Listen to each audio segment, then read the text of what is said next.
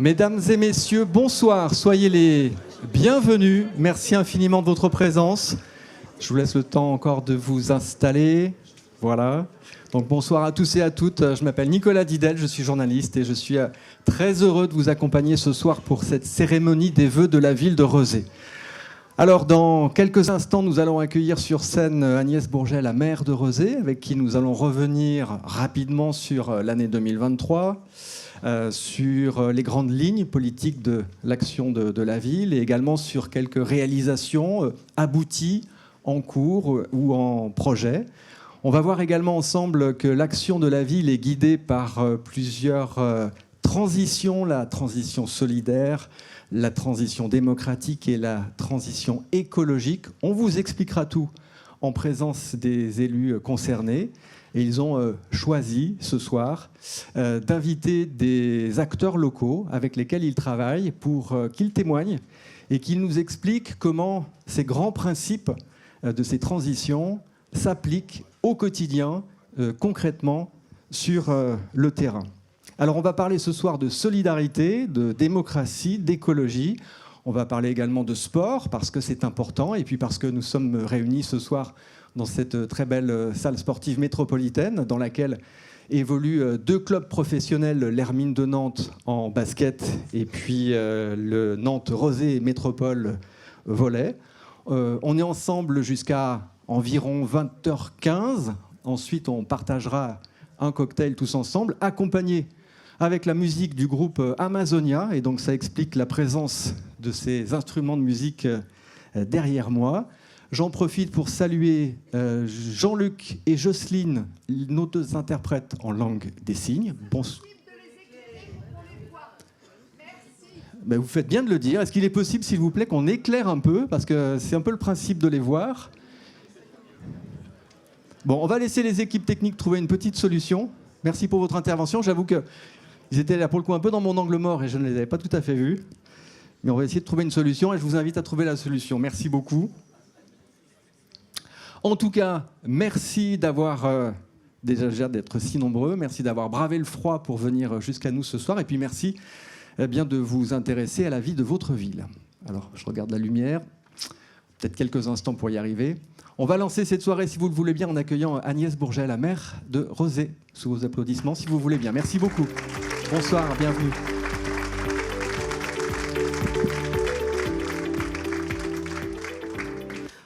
Bonsoir à toutes et à tous. Je suis ravie de vous voir aussi nombreuses et nombreux ce soir et vraiment très contente d'être avec vous pour partager cette soirée. Bienvenue à Rezé, votre ville, notre ville, pour passer la soirée ensemble. Merci beaucoup. Merci d'être avec nous. Vous connaissez bien cette salle et vous connaissez cette scène également parce que vous étiez ici hier soir déjà. Oui, nous étions ici hier soir pour les vœux aux agentes et aux agents de la ville de Rezé. Très bien. Donc pas pour un concert. Pas encore, ce soir. Ok. Je vous laisse vous installer. On va prendre quelques instants ensemble pour revenir notamment sur l'année 2023. Alors, depuis le Covid, on sait tous que chaque année est très particulière. Vous, qu'est-ce que vous retenez de 2023 ? Alors, pour commencer au niveau national, ce que je retiens de 2023, la réforme des retraites, mais surtout la forte mobilisation contre la réforme des retraites, presque 2 millions de personnes dès les premières manifestations, un vrai front uni des syndicats. Vraiment une opposition à cette réforme violente, injuste, et au final, l'État qui nous l'impose par le 49.3. Pareil, l'inflation qui va toucher les plus fragiles, qui nous oblige même, collectivités, à prendre certaines mesures concernant nos budgets. Et puis les révoltes suite au décès du jeune Maël qui ont remis en lumière les questions autour de la politique de la ville, des quartiers politiques de la ville, le désengagement de l'État, le sentiment d'abandon des habitants de ce quartier. Pourtant, 2023, c'est le renouvellement des contrats de ville. Nous avons signé le nôtre en décembre. Et puis au niveau international, les conflits, l'Ukraine, le conflit israélo-palestinien et les catastrophes naturelles, les inondations en Libye et plus près de nous, dans le Pas-de-Calais. Bon, n'en rajoutez pas, le panorama est quand même assez sombre. Cela dit, est-ce qu'au niveau local, ici à Rezé, vous avez quelques éléments un petit peu plus réjouissant? Alors pour l'équipe municipale 2023, c'est l'année du bilan de mi-mandat, l'occasion pour nous de revenir devant vous lors des réunions de quartier, de débattre, de représenter ces 3 transitions, comme vous l'avez dit, solidaire, démocratique et écologique. Et puis de voir aussi qu'un certain nombre d'engagements de mandats sont déjà à l'œuvre. On l'a vu avec l'ouverture de la salle pour les cérémonies civiles, mais aussi, et Eva y reviendra tout à l'heure, le lancement des enveloppes de quartier. Et puis au niveau de la ville, un grand moment que nous avons tous partagé, en tout cas beaucoup d'entre nous, c'est la fête de ville. Et ça a été vraiment un moment où j'ai pu voir énormément de monde, de tous les âges, de tous les quartiers. Et ça a été un moment festif vraiment très réussi. Je ne sais pas si tout le monde connaît ou a participé à cette fête de ville. C'était au mois de juin, sur un week-end. On voit une très jolie image de déambulation avec alors un chameau ou un dromadaire. Il faudra demander aux experts qui l'ont accompagné jusqu'au Mahaudière. On en a. C'est un chameau. C'est un chameau. En tout cas, belle ambiance. Beaucoup de monde? Presque 4000 personnes, oui. Beaucoup de monde et c'était vraiment un très beau moment. Bon. Et puis des concerts, Elmer Footbeat et Delphine Coutan. Prochain rendez-vous, c'est quand? 2025. D'accord, donc tous les 2 ans. Alors vous avez choisi de revenir maintenant devant le public sur plusieurs thématiques qui sont la solidarité, l'urbanisme, les problématiques des habitants au quotidien, puis on parlera également de la jeunesse. On va commencer avec la solidarité. On a vu tout à l'heure, le contexte national est très difficile, très dur. Qu'est-ce que vous pouvez faire au niveau de la ville, notamment pour venir en aide auprès des personnes qui rencontrent des difficultés? Alors déjà, je crois profondément dans l'importance du service public. Nous portons, l'équipe municipale porte une politique sociale forte, basée sur des valeurs de solidarité, d'entraide, de droit au logement, d'accès aux droits. Et c'est vraiment quelque chose de très fort pour nous. Chacun doit se sentir soutenu quand il en a besoin pour pouvoir trouver sa place. Vous dites Rezé, ville solidaire. En quoi est-ce que c'est un marqueur de l'identité de la ville? Alors Rezé est effectivement une ville solidaire et doit le rester. Parce que quand chacun se replie sur soi, quand ça entraîne un individualisme, ça peut provoquer de la colère. Et nous avons l'obligation, le devoir de permettre que l'entraide perdure, que la solidarité perdure, et c'est très important. Vous travaillez aussi, j'imagine, avec beaucoup d'associations. Vous n'êtes pas seul, finalement, dans cette thématique. Bien sûr. Heureusement, nous pouvons compter sur un certain nombre d'associations du territoire. Je vais n'en citer que quelques-unes, et je m'excuse d'avance pour les autres, mais par exemple l'association Trajet, et puis l'association La Maison, ou encore les SRI que Loïc présentera tout à l'heure. Trajet, dans quel domaine? Entre autres, le logement d'urgence. Bon, très bien. Alors on parle de logement, ça nous amène à notre deuxième thématique, c'est le sujet de l'urbanisme.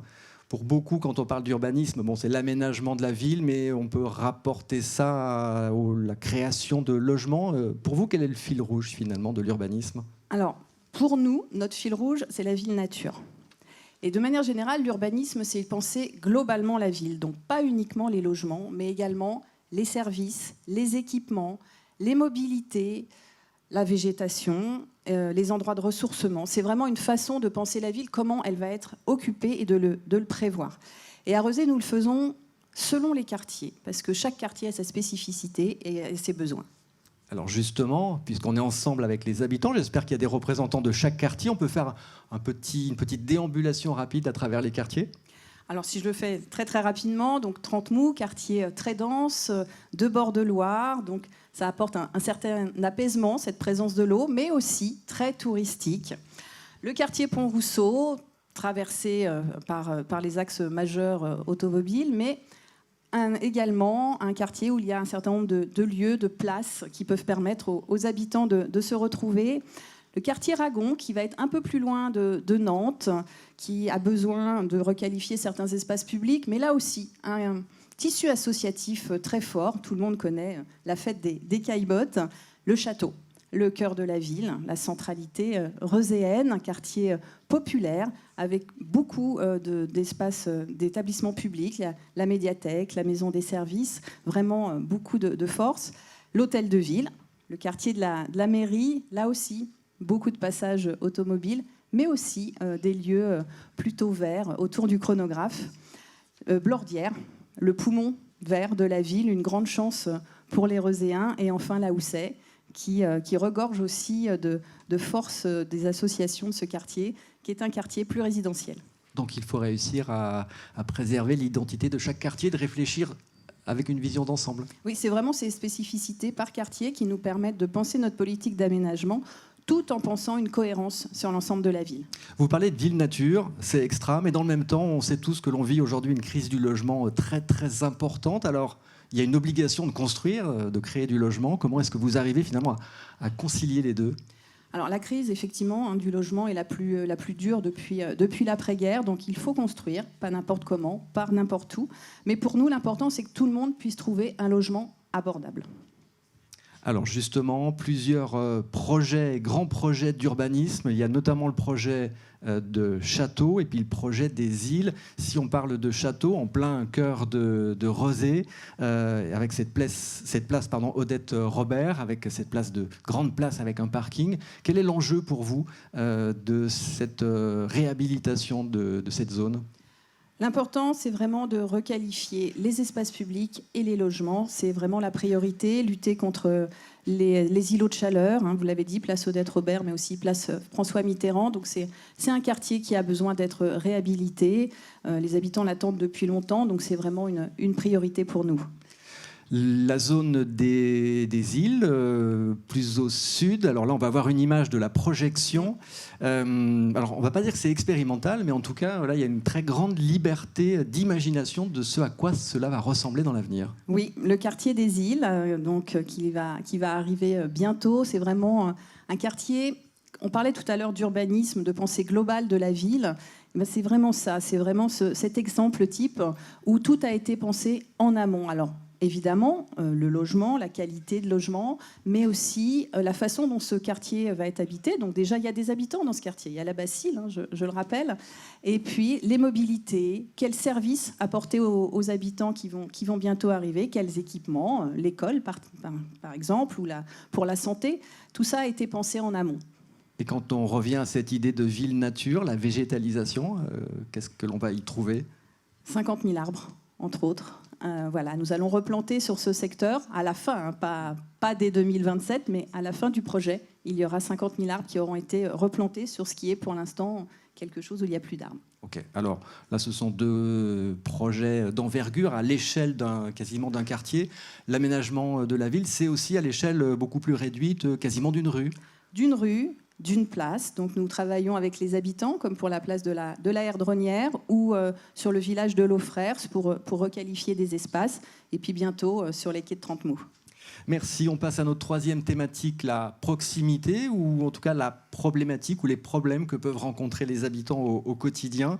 On peut commencer avec quelque chose que l'on a tous vécu, c'est la problématique des déchets. On se souvient qu'au printemps dernier, il y avait de gros soucis de ramassage des déchets. Alors à cause des grèves, à cause du changement de prestataire, c'était quand même un peu la galère. C'était totalement inacceptable pour les habitantes et les habitants. Nous avons beaucoup travaillé avec la métropole et le pôle de proximité. La situation s'est améliorée. Pour autant, il reste encore des problématiques selon certains quartiers. Donc nous continuons à travailler énormément avec nos partenaires pour que la situation redevienne normale. Oui, parce que vous n'êtes pas seul. C'est aussi une compétence de la métropole. Oui, c'est la compétence de la métropole. C'est pour ça nous travaillons d'arrache-pied avec eux. L'horizon quand tout sera rétabli, le plus tôt possible. Le plus tôt possible. Autre sujet, c'est l'aéroport. Et on sait que vous avez une position affirmée et qui se distingue par rapport aux autres acteurs du territoire et notamment de la métropole. Vous avez organisé au mois de décembre dernier une réunion publique sur le sujet de l'aéroport. Alors l'idée, c'était pas de dire que vous étiez contre l'aéroport, mais vous avez rappelé deux choses très importantes. La première, c'est que pour vous, l'aéroport, c'est quand même une problématique. C'est une nuisance pour les Reuséennes et les Reuséens. Si je donne un exemple, l'aéroport, c'est un avion toutes les 5 à 10 minutes, tous les jours, toute la journée, tous les jours de l'année. Dès 6 heures du matin. Dès 6 heures du matin. Donc ce sont des habitantes et des habitants qui ne peuvent plus dormir, qui sont parfois obligés d'arrêter leur conversation tellement le bruit est inacceptable. Mais pour vous, c'est une nuisance ? C'est une nuisance, c'est même une question de santé publique, parce qu'on pourrait aussi parler des particules ultra fines. Au jour d'aujourd'hui, nous n'avons plus de ministre des Transports, donc nous espérons évidemment que cela ne va pas retarder ce qui commençait à peine à avancer sur la question de l'aéroport. En tout cas, nous resterons très vigilants et nous continuerons à défendre les habitants. Parce que l'enjeu, c'est un nouvel appel d'offres pour un concessionnaire. Et là, c'est la deuxième chose sur laquelle vous travaillez, c'est que vous voulez que certaines réflexions soient intégrées à cet appel d'offres, c'est-à-dire ? Alors, déjà, la question du nombre de vols. Cet aéroport n'a pas vocation à se développer de manière exponentielle comme ça à l'infini. Bon, j'avais posé le chiffre de 56 000 vols, puisque c'est celui qui 56 000 vols à l'année. À l'année. C'est celui qui avait été posé pour le déplacement à Notre-Dame-des-Landes. Après, c'est quelque chose qu'il faut objectiver. Et puis, il y a la question de l'extension du couvre-feu. L'OMS préconise 8 heures de sommeil. Là, le compte n'y est pas. Nous ne sommes qu'à 6 heures. Donc, nous continuerons à porter ces deux mesures. Vous pensez être entendu ? J'espère bien. Autre sujet, c'est la sécurité. Alors, c'est quelque chose qui nous concerne tous au niveau national. Cela dit, il y a une petite particularité ici à Rezé, parce qu'on se souvient qu'en 2020, Rezé faisait partie du top national des villes les plus cambriolées. Donc, c'est quand même franchement pas génial. Depuis, comment est-ce que les choses ont évolué ? Un cambriolage, c'est toujours un cambriolage de trop. C'est un traumatisme pour les victimes. Ceci étant dit, la situation s'améliore. Entre 2020 et 2022, les cambriolages ont diminué de 49%. En 2023, nous diminuons encore de 30%.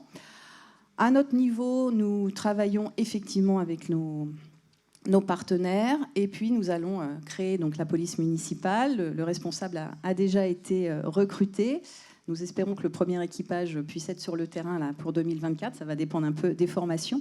Et puis l'ouverture de la maison de la prévention et de la tranquillité publique. Pour donner juste un chiffre, à notre arrivée, il y avait 13 agents. Nous en aurons 23 sur le territoire d'ici la fin du mandat. Après, en tant que commune, nous avons aussi le devoir d'agir pour qu'il y ait un climat de confiance, faire attention aux situations d'exclusion, parce que tout ce qui est violence, incompréhension vient aussi de cette situation d'exclusion. Bon. Vous parlez de la prévention, est-ce que pour vous ça marche ? Ça marche, ça fonctionne. Juste un chiffre, le nombre de mineurs impliqués dans les faits de délinquance a baissé de 50% en 4 ans. Bon, vous parlez des mineurs, donc on va élargir la discussion à la jeunesse et aux jeunes. Est-ce que vous pouvez nous rappeler ce que finalement la jeunesse représente sur Rezé ? Les moins de 15 ans représentent 19% et les 15-29 ans représentent 18%, c'est-à-dire à peu près 15 880 jeunes, presque un tiers de la population rezéenne. Même un peu plus qu'un tiers ? Un peu plus, 30, un peu plus qu'un tiers. 36. Et notre rôle en tant que commune, c'est de vraiment de construire un cadre bienveillant qui leur permette de grandir, de s'émanciper, de devenir les citoyennes et les citoyens de demain. Pour ça, nous avons élargi notre projet éducatif de territoire aux 0-25 ans. Nous avons signé notre contrat local d'éducation artistique. Nous avons fait le choix aussi d'embaucher des accompagnants pour le temps du Midi 2 pour les enfants porteurs de handicap, par exemple. Voilà, c'est toutes ces mesures qui vont favoriser aussi l'émancipation de nos jeunes. Et puis, au-delà de ça, je pense que montrer la confiance que l'on peut avoir dans les jeunes, dans leur capacité d'agir, va leur permettre de grandir, de devenir autonomes et de construire le monde de demain. Merci beaucoup Agnès Bourget. On va rester sur cette notion de confiance. On va saluer les jeunes qui vont intervenir d'ici quelques instants. Merci beaucoup. Je vous laisse rejoindre la salle. Peut-être avec quelques applaudissements, si vous le souhaitez, de la part du public. Merci beaucoup.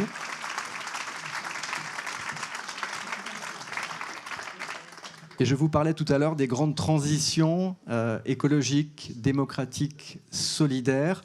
On va vous les expliquer avec les élus concernés, mais on va d'abord les écouter à travers cette courte vidéo. On les regarde et on les écoute. À Rezé, nous défendons le projet de ville nature, une ville nature sobre et accueillante. La ville nature, c'est déployer la ville en préservant le vivant et les ressources. Alors ça passe par plusieurs mesures.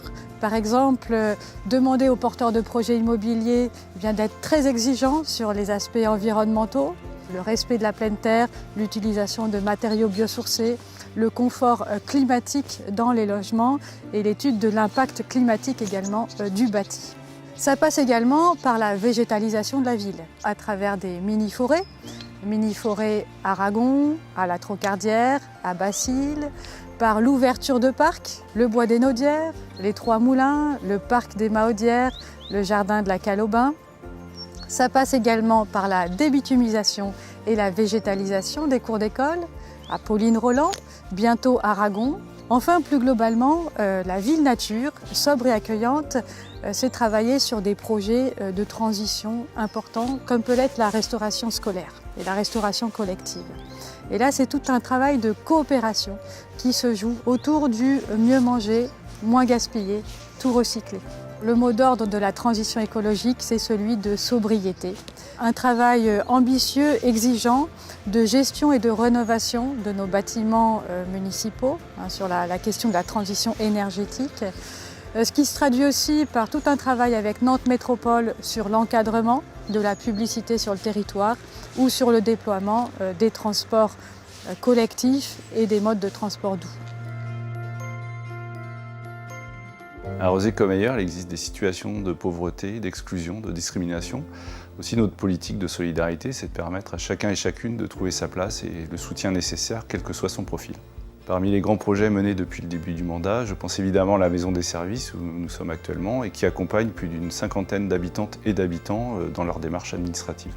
Nous avons aussi permis la réouverture et le développement du cabinet médical du château en procédant à son rachat et à sa rénovation. Et c'est un équipement essentiel pour l'accès aux soins.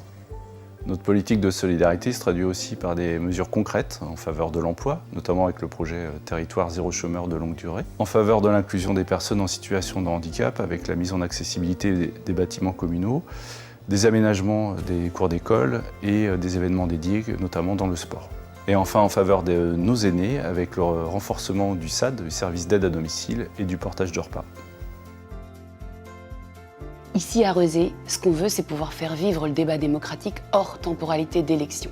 L'idée, c'est de redonner aux habitants la capacité à peser sur les décisions. Donc comment nous, on trouve les outils démocratiques pour interroger les habitants sur les sujets que nous défendons. On a consulté, par exemple, sur la tranquillité publique, c'était un engagement de campagne. On n'avait pas statué sur la création d'une police municipale ou pas. Donc on a commencé par une conférence citoyenne avec des habitants tirés au sort qui se sont acculturés au sujet. Et ensuite, on a consulté tous les habitants. Un des socles de la démocratie participative, c'est l'écoute et la fluidité de l'information et du lien avec les élus. Et pour ça, on a des permanences de quartier par les élus de quartier. Dans chaque quartier, on a des rencontres publiques avec un bus qu'on a mis en place qui va dans les endroits les plus reculés. Les habitants déposent des propositions de projets. Ce sont eux qui votent pour les projets lauréats. On multiplie les manières de rencontrer les gens et on n'a pas fini d'inventer. Voilà, on va maintenant aller un peu plus loin sur ces différentes thématiques. Avant cela, je voudrais saluer le public qui est au fond. On a beaucoup de monde qui est venu ce soir, donc merci de rester debout, c'est très sympa en tout cas. Merci d'être avec nous ce soir. On est un petit peu victime de notre succès.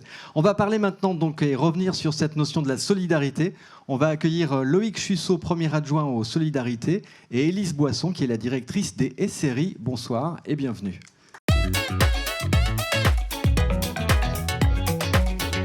Alors Loïc, on vous a entendu dans le film, vous avez donné déjà beaucoup d'exemples de la solidarité. On sait que c'est un marqueur fort de Rezé. Quelle définition vous pourriez donner pour résumer ? Bonsoir à toutes et à tous. Comme l'a dit la maire tout à l'heure en introduction, c'est vrai que la solidarité, c'est quand même un pilier à Rezé et c'est aussi, nous, une valeur forte qu'on impulse au niveau de notre projet de mandat. Notamment parce qu'il y a aussi un contexte social quand même assez inquiétant depuis quelques années qui s'amplifie à travers la crise du logement, à travers l'inflation. On a l'impression même de faire un bond après-guerre, où les solutions d'ailleurs ont été trouvées à Rezé, avec notamment le Corbusier ou avec les cités castors qui ont été créées. Voilà, cette solidarité entre générations et entre habitants qui a permis d'aller de l'avant. Voilà, on se retrouve aujourd'hui dans une situation aussi complexe à laquelle il faut faire face. Alors comment nous on peut agir ? Alors déjà on n'agit pas tout seul, il faut quand même rappeler que c'est aussi le département qui est chef de file de l'action sociale, avec la métropole aussi. Je tiens à saluer aussi les élus métropolitains qui sont ici, parce qu'il y a une place de plus en plus importante de la métropole dans ses compétences, notamment avec le Fonds Solidarité Logement, qui permet d'aider au paiement des factures et aussi au loyer, qui intervient aussi auprès des jeunes avec le Fonds d'aide aux jeunes. Et bien évidemment, il y a aussi l'État qui est à nos côtés. Et puis avec le CCAS, le Centre communal d'action sociale de la ville, on agit sur la base aussi d'un diagnostic, notamment à travers le portrait social qu'on a tous les ans et l'analyse des besoins sociaux. Et puis des acteurs incontournables, comme la maire l'a dit, et Élise Boisson en est une représentante, le monde associatif qui est important, voilà, qui vient compléter et ferrailler aussi sur le terrain avec nous pour mettre en place des actions. Alors avec vous, c'est-à-dire comment est-ce que vous les accompagnez ? Alors évidemment, c'est pas propre au secteur des solidarités, mais l'ensemble des associations sont accompagnées, que ce soit par des subventions au fonctionnement, au projet, la mise à disposition de locaux et aussi les fluides, puisqu'on les accompagne là-dessus, et puis aussi à tout ce qui est logistique sur l'événementiel, par exemple, où on peut mettre à disposition des agents de la ville du matériel pour les accompagner dans la mise en place d'événementiels.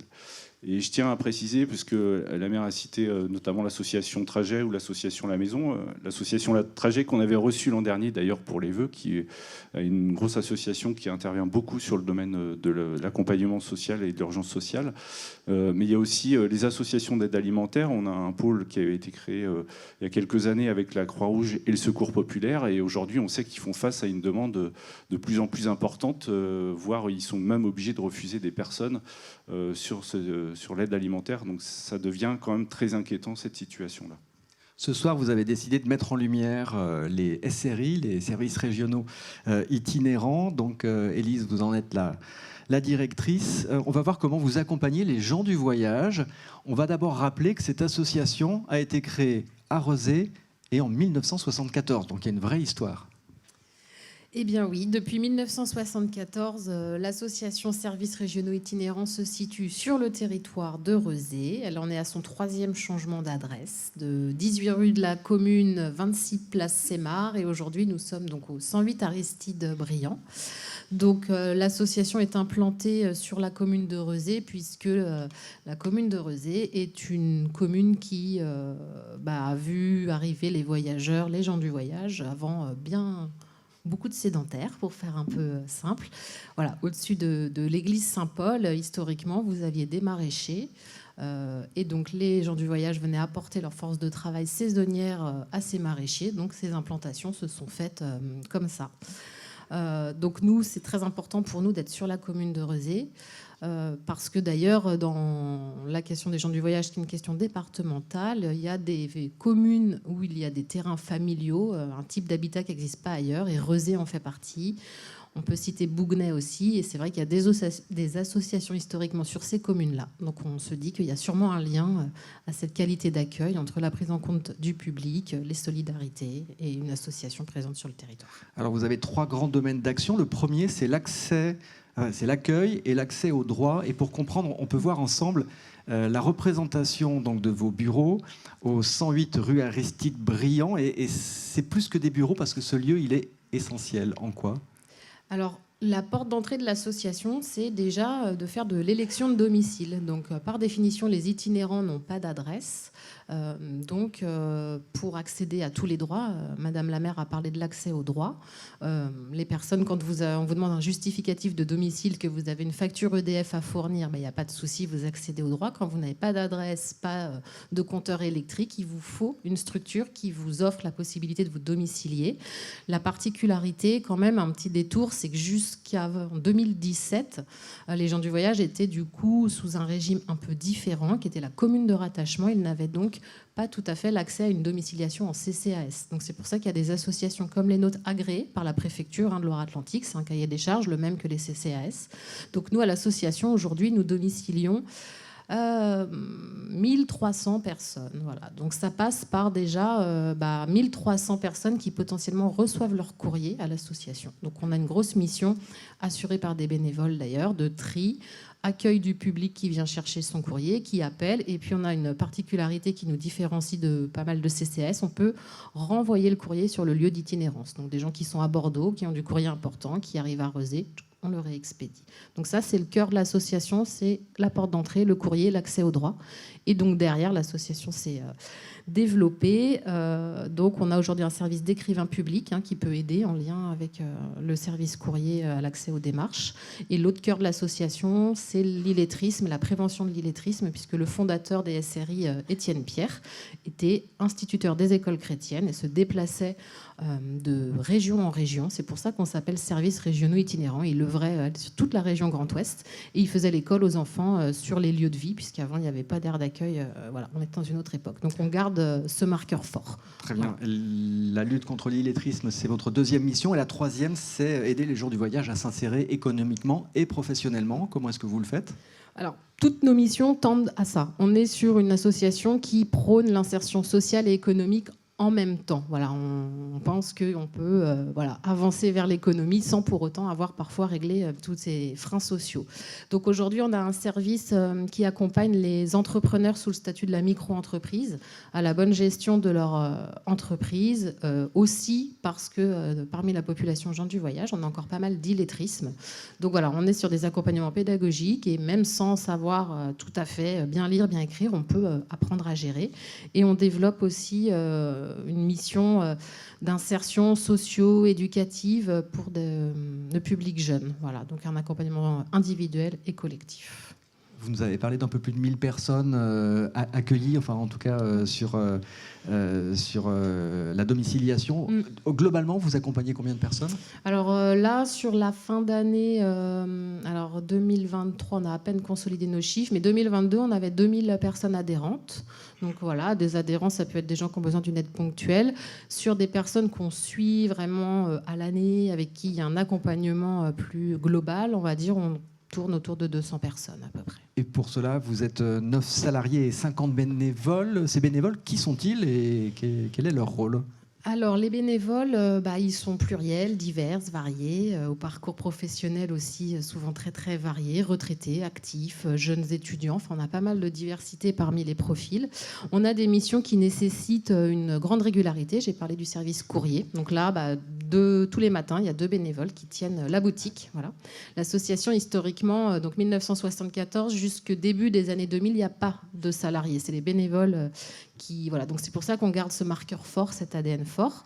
Donc sur le service courrier des missions régulières, sur l'accompagnement scolaire, soutien aux apprentissages sur les lieux de vie, à la caravane. Donc là, la mission se déploie sur tout le 44. On a une bénévole à Ancenis, on a une bénévole à Saint-Julien-de-Concelles. Donc bien entendu, c'est très concentré sur la métropole, mais notre portée est plus large. Et une dernière mission où là, on voit Nicole à gauche, fidèle bénévole, avec 2 apprenantes. Donc là, on est sur de l'accompagnement adulte. Alors soit des gens qui partent de rien du tout sur la lecture-écriture, ou des gens qui veulent s'améliorer. Voilà. Donc ça, c'est un accompagnement qui dure depuis déjà un moment et qui donne lieu à de belles productions. Voilà. Très bien. Enjeu pour cette année 2024 ? Alors, 2024, plein d'enjeux, mais 1974-2024, ça fait 50 ans. Voilà. Donc, on est en préparation déjà depuis un petit moment de notre anniversaire qui va se décliner sous plusieurs formes sur le territoire du département et avec un point d'orgue le 19 octobre 2024, puisqu'on va faire la fête. D'ailleurs, j'ai aperçu le président du centre socio-culturel Genève-Lordière. Donc, le 19 octobre 2024, nous allons aller au CSC Genève-Lordière. Donc, je pense que vous identifiez à peu près l'endroit où je parle. Donc, on va pouvoir mener un projet commun avec le centre socio-culturel Genève-Lordière et on mettra là un équipement, un chapiteau sur le parking. Ce sera une fête qu'on veut populaire et qui, on espère, rassemblera sédentaires, voyageurs, jeunes, plus anciens. Voilà. Donc, on communiquera, bien entendu, auprès de la commune sur cette question-là. Merci, Élise. Loïc, vous serez présent, évidemment ? Évidemment, la ville a accompagné aussi, et d'autant plus qu'il y a des travaux aussi pour vous agrandir dans cet environnement qui s'est embelli, puisque du coup, les 3 moulins, c'est aussi maintenant un jardin, et des jardins partagés et un parc là, qui ouvrent aussi l'espace de l'arrière des bureaux, donc c'est plutôt plus agréable qu'avant. Très chouette. Et puis on va travailler, nous aussi, sur le schéma départemental des gens du voyage, donc qui est tout un processus qui vise en fait à améliorer améliorer l'habitat et l'accueil aussi des gens du voyage. Donc à partir de 2025, c'est un nouveau plan pour 6 ans. Et là, on travaille avec le département, l'État et aussi la métropole parce que c'est une compétence, mais c'est aussi une responsabilité de l'ensemble des maires et des communes aussi d'accueillir. Donc il y en a beaucoup qui sont déjà fortement intégrés, il faut le préciser, même s'il y a parfois des occupations licites qui peuvent poser des problèmes, mais il y a eu un gros travail déjà de fait et encore un travail là qui est vraiment très précis, qui vise vraiment à définir les besoins spécifiques de ces personnes-là. En effet, tu as raison de souligner, le schéma départemental d'accueil est en réécriture. Donc c'est un grand document cadre qui part pour 6 ans. 2018-2024, il est quasiment fini. Donc là, on rentre en réécriture du schéma et l'association SRI a aussi ce rôle-là. On a une place à la commission départementale consultative. On essaie de pouvoir dialoguer aussi avec les institutions. Et récemment, c'est vrai qu'il y a eu... je tiens aussi à saluer le volontarisme aussi de la maire de Rezé sur cette question-là, parce que c'est vrai qu'on a vraiment besoin d'avoir une grande solidarité des élus sur la métropole, car les situations sont trop inégales d'une commune à l'autre sur les conditions et les possibilités d'accueil et d'habitat. Merci infiniment de nous avoir fait découvrir ce soir les SRI. Merci Élise Boisson, merci Loïc Chussot.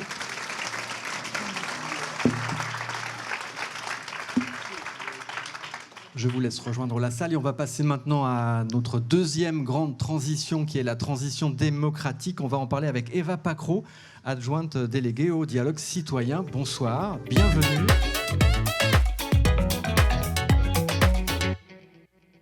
Bonsoir. Alors, on vous a entendu dans le film, vous souhaitez développer le dialogue citoyen au-delà des périodes électorales. Pourquoi est-ce que c'est à ce point essentiel pour vous ?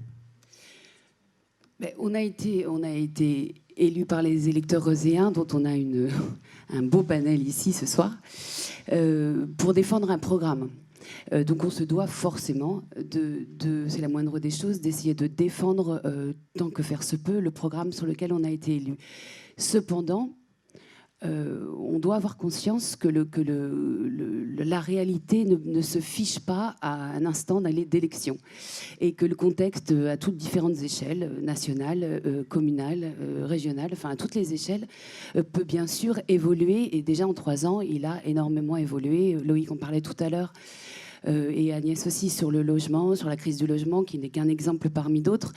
Donc nous, on se doit d'infléchir autant que assez précisément le programme pour qu'il corresponde aux réalités. Et c'est à ce moment-là qu'intervient aussi la parole des habitants qui nous aide à infléchir, parce que qui de mieux que les habitants pour interroger les usages de la ville au quotidien. Alors vous avez mis en place un certain nombre d'outils pour solliciter les habitants, les faire participer. Est-ce qu'ils répondent bien et est-ce qu'ils s'emparent de ces outils ? De plus en plus. C'est-à-dire que les chiffres, on les voit évoluer. Entre 2020 et aujourd'hui, les réponses aux questionnaires, différents questionnaires que l'on peut produire, mais aussi les appels à participer à des ateliers, différentes échelles de concertation, on a de plus en plus de monde qui intervient. Donc ça veut dire que la légitimité de chacun s'octroie petit à petit. On se dit qu'on a le droit, autant que les autres, de participer. Est-ce que ça change vraiment les choses ? Je l'espère. On voit tous les jours de grandes réussites. Les aménagements, pour n'en citer que quelques-uns, les aménagements des parcs sont sujets à discussion en atelier et les aménageurs derrière partent des propositions, des préconisations des ateliers. Mais on peut aussi parler de la fête de la ville dont Agnès Bourget a parlé tout à l'heure, où la programmation a été en partie choisie par les habitants. Un comité d'habitants, et on pourrait parler de beaucoup de sujets comme ça, comme le sport, où il y a une grande action autour du sport hors les murs, et tous les ans vont se mettre en place du matériel sportif, et ce sont les habitants qui ont choisi ça. Voilà, je pense que concrètement, on en voit déjà les infléchissements. 2 exemples d'initiatives, on va dire plutôt réussies. La première, c'est l'Observatoire des engagements. Alors, ce sont 20 personnes qui ont été tirées au sort, mais qui sont volontaires, des hommes, des femmes, entre 20 et 80 ans, qui sont chargés d'examiner la mise en œuvre du projet de mandat et finalement de voir si les promesses sont tenues. Est-ce qu'ils sont alors vraiment libres de porter ce regard sur votre action ? Oui, je pense. En tout cas, nous, on s'efforce. La mission a été définie très en amont.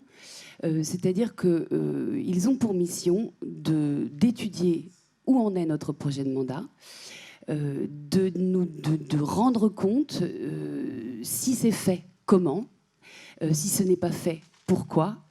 Et donc, du coup, c'est une vraie mission d'observation, de commentaires et de transmission.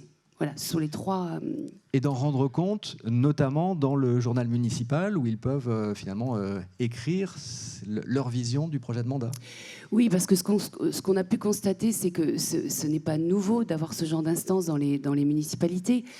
Maintenant, souvent, ce sont des dispositifs qui restent confidentiels. Et les habitants, au sens large, n'ont pas forcément accès au travail qui est fait par un petit groupe privilégié, tiré au sort, mais privilégié, qui a accès en direct aux informations. Donc, on a mis plusieurs éléments en place, notamment une carte blanche qui va être pérenne. Tous les ans, dans le Rosé mensuel, ils ont la parole à laquelle on ne touche pas.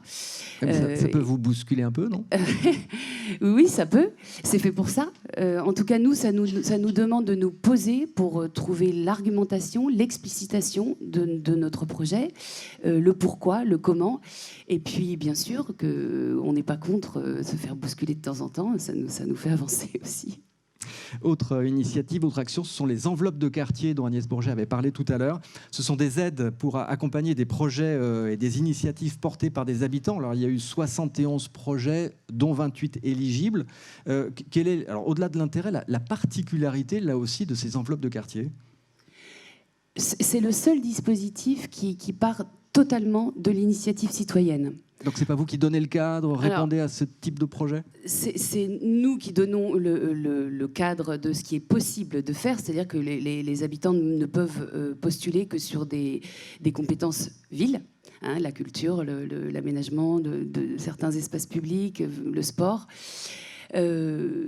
Mais c'est un dispositif qui sort des sentiers battus puisqu'il ne s'adresse pas aux associations qui ont leur propre canal avec la vie associative. Il ne s'adresse pas aux projets qui sont initiés dans les centres socioculturels.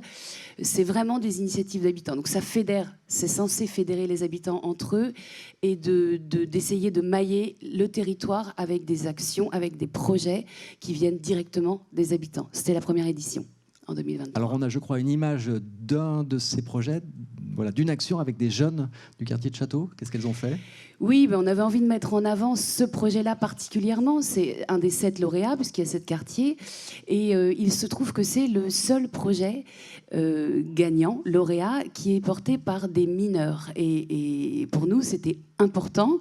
On était bien contents qu'un projet de mineurs gagne. Donc c'était un projet de jeunes filles d'une dizaine d'années qui avaient la volonté de créer une radio de proximité et de venir interviewer les acteurs et les habitants de leur quartier et ensuite d'en faire des podcasts qui seront écoutés et qui vont être de plus en plus écoutés. Donc c'était l'achat de matériel radio. Bon, c'est très chouette. Si vous voulez, on peut les applaudir parce que c'est une chouette initiative. Et donc c'est Jeunes Demoiselles Mineures. Et juste par rapport au projet jeunesse, c'était la première édition, c'était expérimental. On essaye de l'affiner, de l'améliorer pour la deuxième édition qui aura lieu début 2025. Et on réfléchit notamment à mettre la jeunesse en valeur dans la prochaine édition. Alors on continue à mettre la jeunesse en valeur parce qu'il y a une autre initiative assez originale et on sait que l'action citoyenne, ça s'apprend tôt, le plus tôt possible. Et a été organisée une assemblée libre de jeunes, c'est-à-dire qu'une trentaine de jeunes entre 16 et 25 ans sont partis au mois d'octobre dernier, 2 jours après Faille. Alors, ce n'est pas pour des vacances, c'est bien pour travailler, c'est pour réfléchir ensemble à différentes thématiques, échanger sur les sujets qui leur tiennent à cœur. Et ces jeunes, ils sont avec nous, donc on va les accueillir. Là aussi, sous vos applaudissements, ça va leur faire plaisir. Avec nous, Maëva, Besma, Inès, Bafodé, Mariam et Axel. Alors, venez vers moi, voilà. Alors, n'ayez... Ouais, Bafodé, ça fait de l'effet? Ouais, quand même. Hein. Alors, vous pouvez même vous avancer un peu dans la lumière. Hein. Hop, n'ayez pas peur. Alors, vous êtes partis 2 jours après Faille. Maëva, est-ce que tu peux nous expliquer le principe de ces 2 jours. Qu'est-ce que vous avez fait? Je prends le micro ou... Non, ok. Du coup, il a été décidé qu'on parte à Préfaille un week-end, donc du samedi matin au dimanche après-midi, pour, en tant que jeune, en fait, expliquer un petit peu, partager nos rêves, nos révoltes, des projets qu'on avait. Et donc, ce week-end a été entrecoupé de moments de convivialité et de moments de réflexion. Réflexion collective, par exemple, des rêves, qui ont ensuite été mis en commun pour créer des plans d'action, des thèmes. Donc après, on s'est mis par petits groupes sur ces thèmes. On a pu réfléchir à des projets qu'on a ensuite mis en commun pour décider quel projet on allait garder pour former des petites commissions et y réfléchir tous ensemble plus tard. Bon, merci, c'est très clair. Besma, tu es là. Pourquoi est-ce que toi, tu as dit oui? Pourquoi est-ce que tu es partie à Préfaille avec les autres jeunes? Personnellement, j'ai dit oui parce que parce que je connaissais à peu près déjà les thématiques qui allaient être étudiées, on peut dire entre parenthèses. Et vu que c'est des situations qui nous arrivent à nous-mêmes, je me suis dit que ça m'intéressait. Puis aussi parce que j'avais 2 amis qui venaient avec moi, du coup ça nous faisait une sorte de petit séjour entre nous. Un peu convivial. D'aller dormir à Préfaille. Exactement. Oui, mais c'est sympa de l'applaudir parce qu'il y a une vraie franchise et c'était sympa alors ces 2 jours. Oui, c'était sympa. C'était très intéressant. Vous avez eu beau temps? Oui, non. Ah. On peut dire oui et non. Oui et non. Mais bon, c'était sympa. Alors, bon, vous êtes partis là-bas pour le cadre, le fait d'être ensemble, rencontrer d'autres jeunes que vous ne connaissiez pas, et aussi donc pour travailler sur des sujets particuliers. Bafodé, voilà, je m'approche de vous. Vous n'êtes pas basketteur, Bafodé? Si. Ouais, je suis basketteur, ouais. Voilà, si c'est le club de l'Hermine de Nantes, on peut aller les voir après. Alors, de quoi vous avez parlé pendant ces 2 jours? Au début, du coup, on a été tous autour d'une table, on va dire, avec 2 post-it chacun. Sur l'un de mettre nos rêves et sur l'autre, du coup, nos colères. Et via ça, du coup, on devait trouver des solutions. Et grâce à ça, on a trouvé, on va dire, des petites pistes pour nous aider pour la suite. Alors, qu'est-ce qu'il y a eu, par exemple, comme colère ou comme rêve? Wow. Par exemple, le harcèlement scolaire. Parce qu'en gros, dans le groupe, il y avait, on va dire, quelques personnes du coup, qui ont été victimes de ça. Et en rêve, on va dire un truc basique, du style genre la paix dans le monde ou des trucs comme ça, quoi. Une bonne référence à Miss France, c'est bien joué. Non, mais c'est chouette.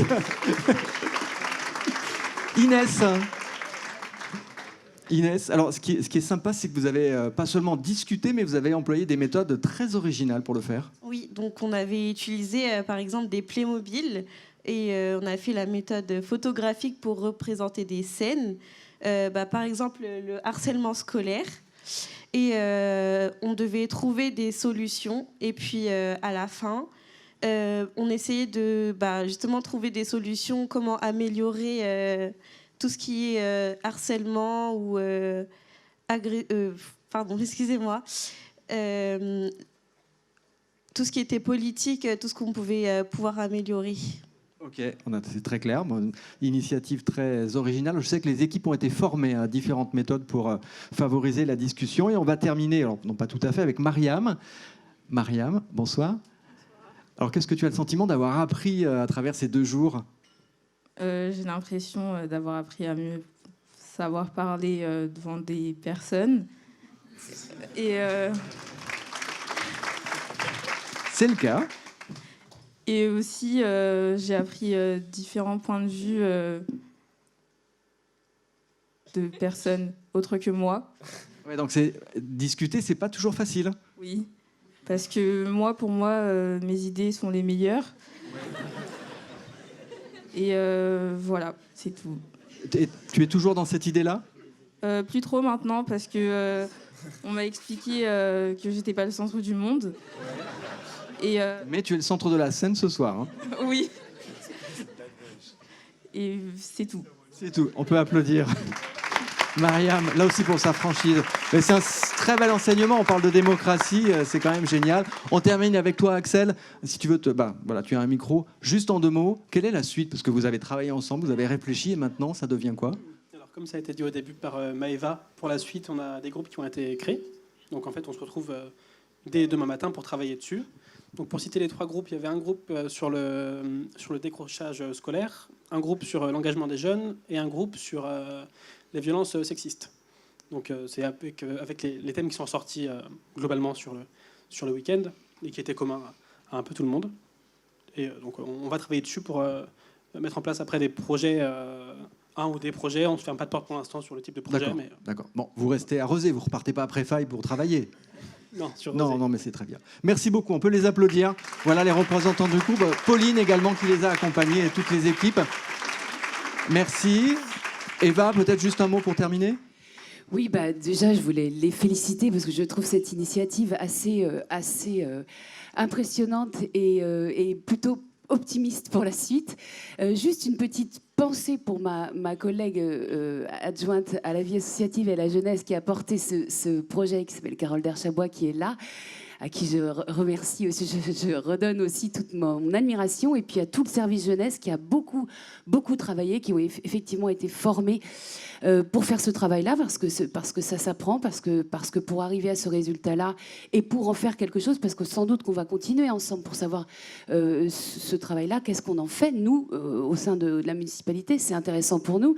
Et puis juste, je reprends ce que mademoiselle vous avait dit quand même, si à votre âge, on apprend que sa parole n'est pas la meilleure forcément du monde, et puis qu'on peut la partager et la faire évoluer, c'est gagné pour le débat démocratique et pour le dialogue citoyen, en tout cas pour nous. Merci infiniment. Un tonnerre d'applaudissements là aussi pour les jeunes. Merci à tous. Et tout. Merci Eva. C'était bien sympa. Hein.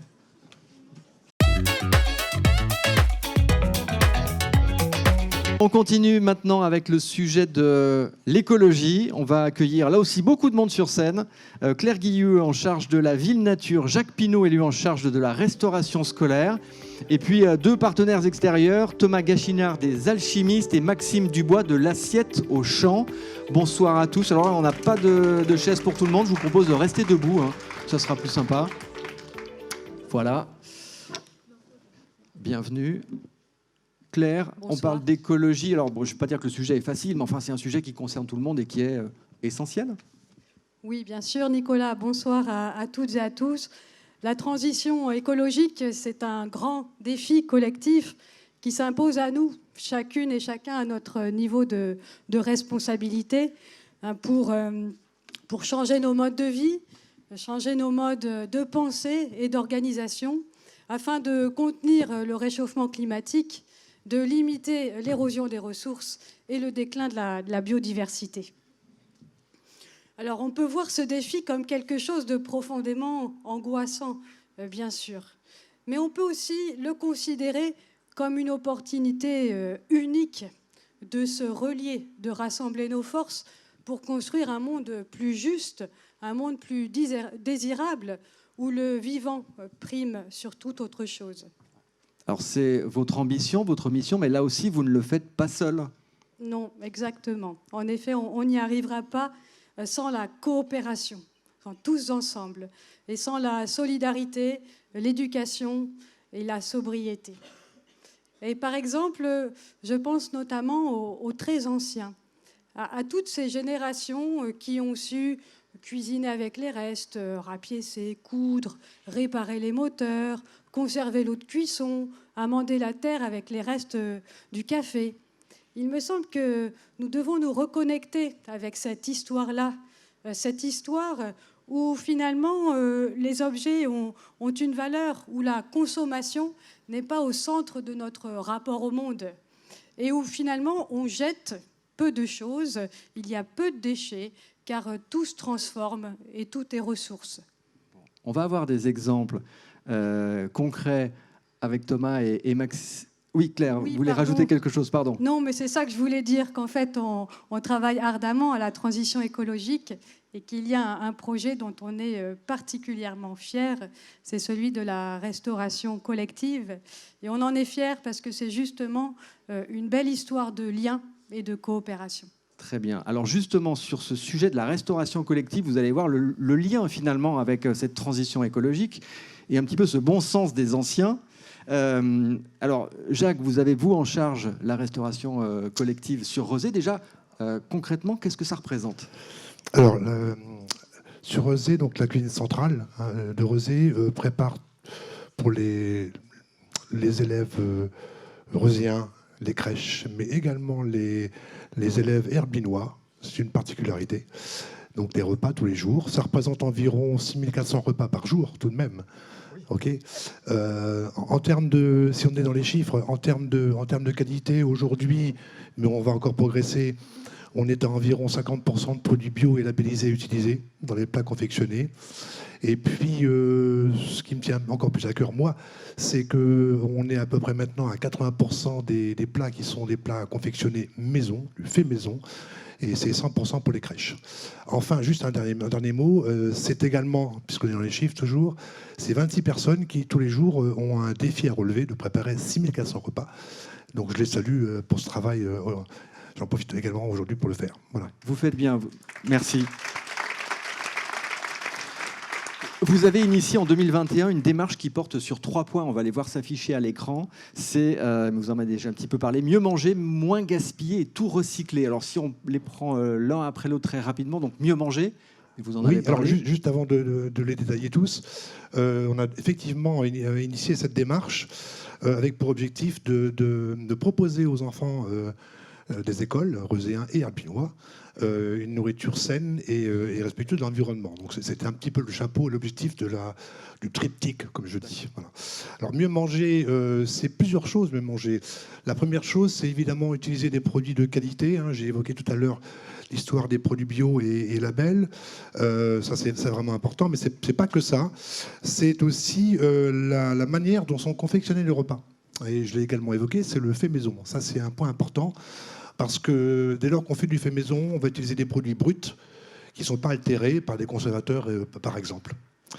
Mieux manger, c'est aussi manger responsable, en privilégiant les produits locaux.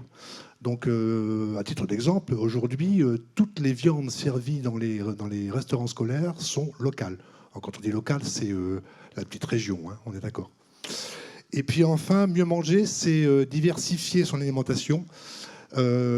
Découvrir des saveurs.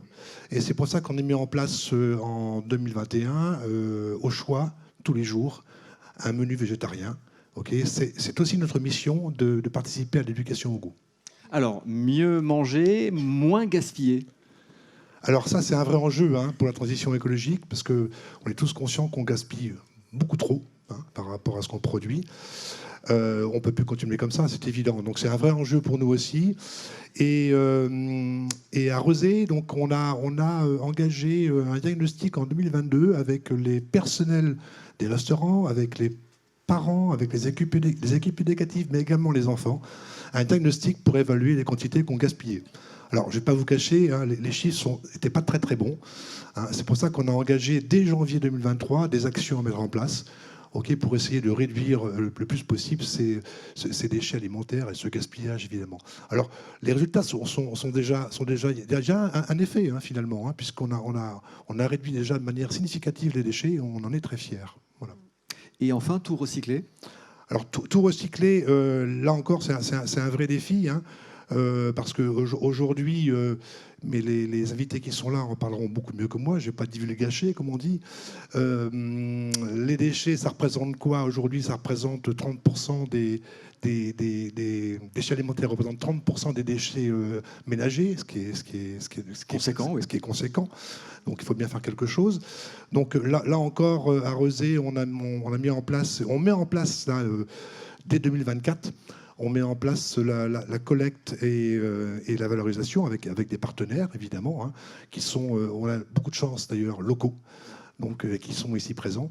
Donc, et on a un objectif, hein, c'est zéro déchet recyclable, non recyclé finalement. Il faut rappeler que les collectivités ont l'obligation de traiter leurs déchets alimentaires. Voilà. Contrairement à ce qu'on entend un peu par là, c'est pas les habitants qui ont l'obligation, c'est les collectivités qui ont l'obligation de proposer des modes de collecte des denrées alimentaires. Voilà. Et c'est là qu'interviennent les deux personnes qui sont avec nous. On va commencer avec vous, Thomas, des alchimistes. On va voir que, et vous allez tous les deux nous montrer que finalement, il y a dans nos assiettes un potentiel très très important. Peut-être déjà pour comprendre, avant, les déchets alimentaires, qu'est-ce qu'ils devenaient ?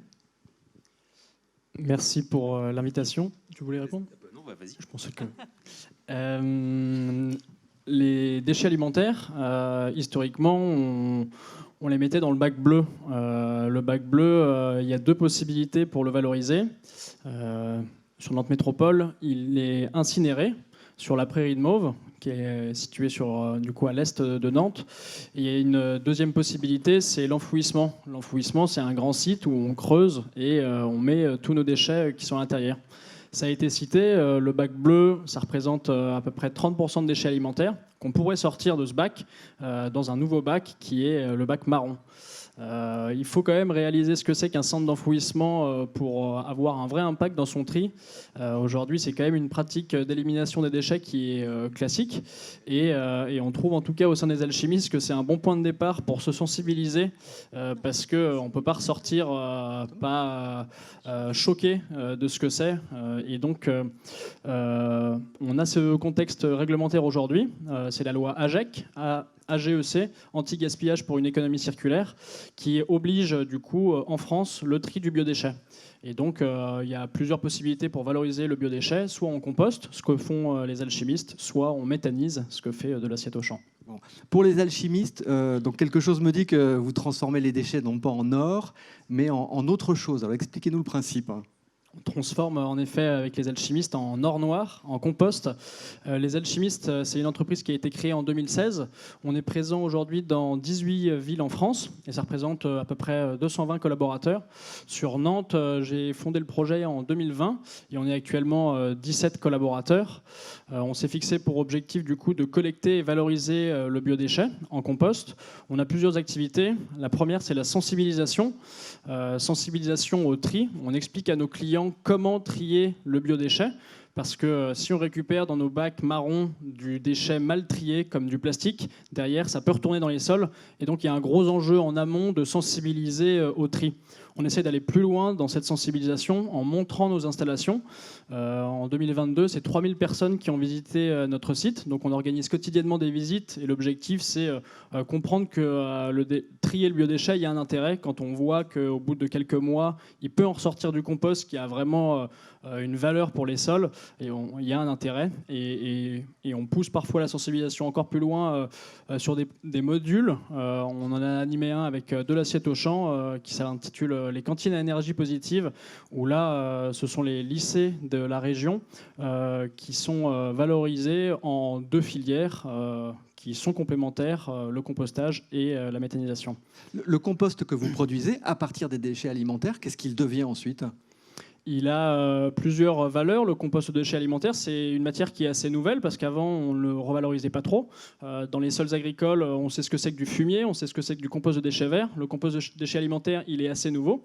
Et donc, en ce moment, on expérimente dans certaines fermes, chez des maraîchers, ce qu'est ce compost, qui a une vraie valeur. Il faut comprendre que dedans, il peut y avoir de la viande, du poisson. C'est très riche pour un sol. Et du coup, on teste sur différents plans pour voir les bienfaits. Et donc, il y a du coup un retour au sol pour des maraîchers. Et on essaye également de créer des boucles locales et circulaires pour nos clients, comme par exemple des écoles. On récupère leurs déchets alimentaires et on essaye de leur redonner ces déchets alimentaires sous forme de compost. C'est le cas par exemple des écoles de la ville de Nantes où on travaille sur des solutions pour qu'il puisse y avoir du compost pour des projets de potager ou de jardinières. Bon, vous travaillez avec Rosé. concrètement, la collecte, elle se passe comment? Comment vous allez récupérer les déchets alimentaires? Alors en effet, on travaille avec Rezé du coup depuis cette année. Il y a eu un test en novembre. Il va y avoir un déploiement en mars sur les établissements scolaires, sur les écoles et la cuisine centrale. Et donc derrière, on va collecter ces déchets alimentaires qui vont être acheminés sur notre plateforme localement à Rezé, sur Agropolia. Et on valorise également une vingtaine de professionnels autour de Rezé, des restaurants, de la grande et moyenne surface, des boulangeries. D'accord. Agropolia, hein, c'est le pôle agroalimentaire qui est situé juste derrière le mine. Donc ça, c'est pour les alchimistes. Et avec de l'assiette au champ, avec vous, Maxime, on va voir que ces déchets alimentaires, on peut les transformer donc en compost, mais aussi en d'autres choses. Et pour le comprendre, on peut regarder l'illustration qui part de l'assiette jusqu'au champ. Expliquez-nous. Oui, tout à fait. Bonsoir à tous. Donc, Maxime Dubois, moi je suis un des associés de l'Assiette au champ, qui est une jeune entreprise nantaise, même reuséenne maintenant, et qui a vocation donc à contribuer à créer des cycles courts en fait, de valorisation de la matière organique et de la valorisation des biodéchets en méthanisation agricole. Et donc l'idée, en fait, si vous voyez le schéma tout simplement, c'est d'être un intermédiaire entre les producteurs, donc les producteurs que citait Thomas. Donc ça peut être des cantines, des restaurants, donc c'est des déchets de préparation, les restes d'assiettes, des industries agroalimentaires, la grande distribution, et puis aussi les ménages évidemment. Et donc d'être un intermédiaire entre ces producteurs et puis des méthaniseurs agricoles, donc qui vont valoriser en fait toute cette matière organique, à la fois en énergie renouvelable locale, donc le biométhane, c'est le gaz qu'on a en fait dans le réseau, qui a tout un tas d'usages, le chauffage, qui peut servir par exemple à faire rouler les bus de la TAN, qui roulent au gaz. Et c'est du gaz, mais qui ne provient pas des énergies fossiles, c'est tout l'intérêt. Voilà, exactement. C'est pas du gaz fossile, c'est du gaz qu'on appelle biogénique, et en fait qui permet drastiquement de réduire les émissions de gaz à effet de serre. Et donc ça, c'est vraiment le contenu énergétique des déchets. On s'en rend pas compte, mais il est assez important. Si on arrive à collecter tous les biodéchets de la métropole nantaise, on arriverait à faire rouler la moitié des bus à peu près. Voilà. Donc en termes de contenu, c'est quand même assez important. C'est un bel objectif, mais aujourd'hui, vous en êtes où? Pour de l'assiette au champ, vous voulez dire? Oui. Alors nous, en termes de volume. En termes de volume, aujourd'hui, on est encore petit. On a commencé notre activité au mois d'octobre de cette année. Donc pour l'instant, on traite une centaine de tonnes par mois. Voilà, donc c'est pas énorme. C'est un début. Mais c'est un début. Et l'idée, c'est de pouvoir traiter 4 à 5 000 tonnes sur ce site qui est situé juste à côté de celui des alchimistes, à proximité du mine. Et de pouvoir traiter à peu près 10% des biodéchets qui sont générés sur la métropole.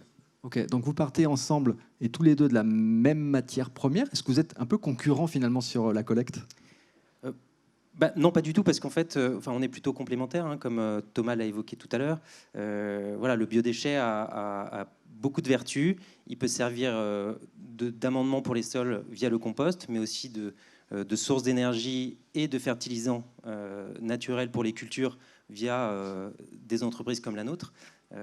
Donc voilà, on est complémentaires et d'ailleurs partenaires dans beaucoup de programmes. Très bien, merci beaucoup de nous avoir fait découvrir ce que l'on peut faire avec les déchets alimentaires.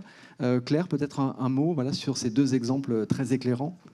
Non, merci beaucoup. C'est vraiment extraordinaire de pouvoir travailler sur notre territoire avec des acteurs comme vous, pleinement engagés dans l'économie circulaire et le réemploi. Voilà. On peut applaudir à nouveau si vous le voulez bien. Merci beaucoup.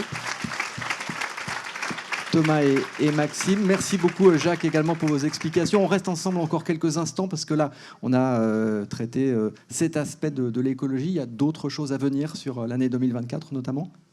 Oui. Alors dans la vidéo, j'ai insisté notamment sur toutes les actions de végétalisation de la ville, les ouvertures de parcs, la consolidation, toujours par l'acquis de foncier des trames vertes et bleues. La végétalisation des cours d'école également.